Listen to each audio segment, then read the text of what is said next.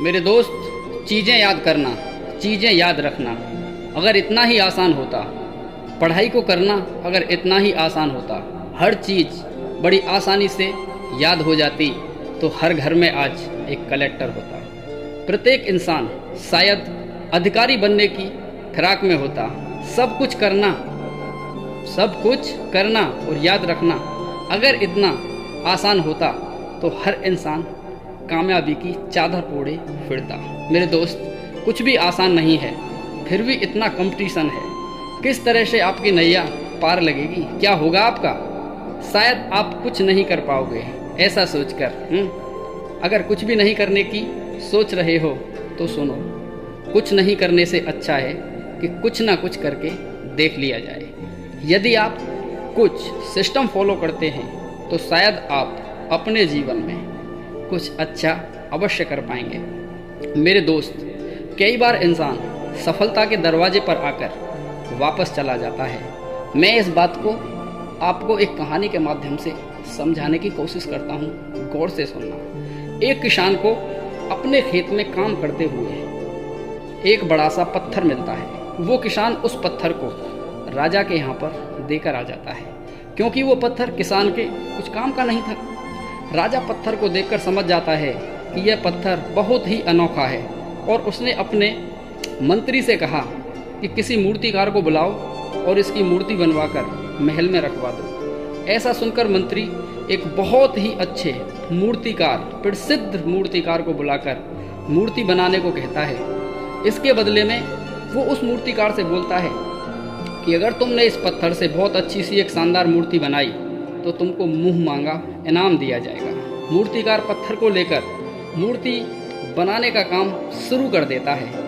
पत्थर में करीब 50-60 चोट मारता है, किंतु पत्थर नहीं टूट जाता।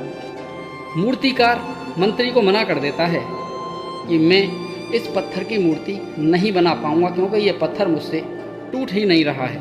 मैं इसकी मूर्ति नहीं बना पाऊंगा, किसी और से बनवा लो, और काम छोड़कर चला जाता है। क्योंकि राजा का आदेश था तो मंत्री को मूर्ति बनवानी थी।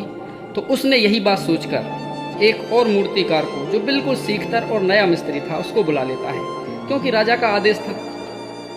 मूर्ति बनवाने के लिए जब उसने यही ऑफर उस दूसरे मिस्त्री के सामने रखा, तो वो मिस्त्री मूर्ति बनाने के लिए तैयार हो गया। मूर्तिकार का काम शुरू हुआ।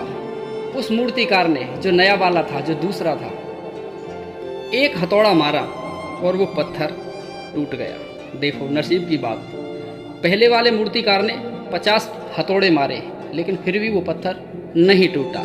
और नया जो सीखतर मिस्त्री था, जो मूर्तिकार था, उसने एक हथौड़ा मारा और पत्थर टूट गया। उसने धीरे धीरे करके उसके टुकड़े किए और एक अच्छी सी मूर्ति बनाकर उस मंत्री को दे दी।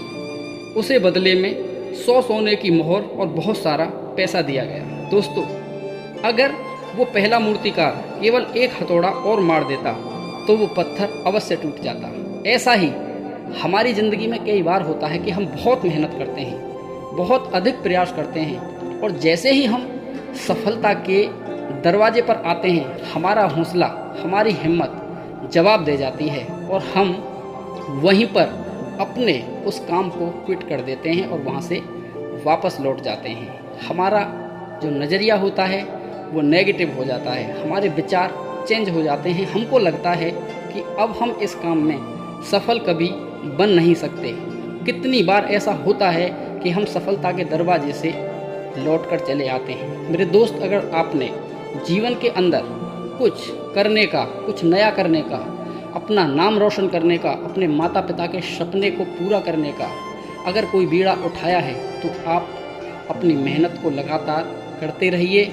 आपको सफलता एक दिन अवश्य मिलेगी। अगर वीडियो के माध्यम से आपको कुछ भी मोटिवेशन मिलता है तो जाते जाते वीडियो को एक लाइक ज़रूर कर देना। जय हिंद, जय भारत, वंदे मातरम।